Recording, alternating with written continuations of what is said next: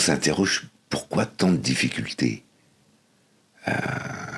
Parce que, allez, on est tous dans ce défi-là de travailler ensemble, d'agir ensemble. Et je me demande s'il ne faut pas faire attention. On est une société où on cultive, surtout en Occident, on cultive l'individualisme, l'épanouissement de soi, et qu'on ne nous apprend pas forcément à travailler ensemble. On parle plus souvent de jeu plutôt que de nous, hein, pour résumer. Oui. Il y a ça, et puis les progrès technologiques de communication que vous connaissez, je ne vais pas les citer, font qu'on est d'une efficacité redoutable. On va très très très très vite. Oui. Est-ce que c'est pas encore accroître l'envie de faire tout seul? On est grisé par cette efficacité et qu'on oublie d'aller travailler avec les autres parce qu'on a l'impression d'être très vite efficace.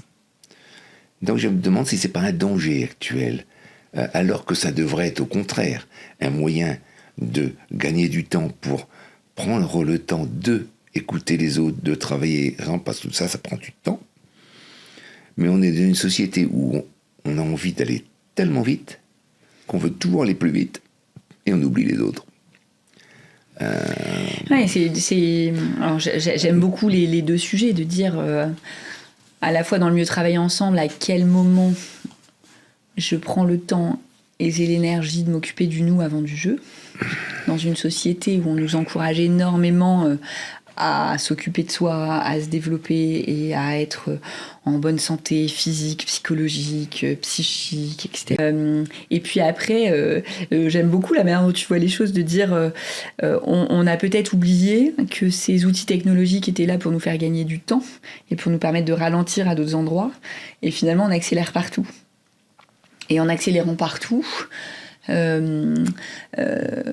voilà, en accélérant partout, forcément, on se pénalise.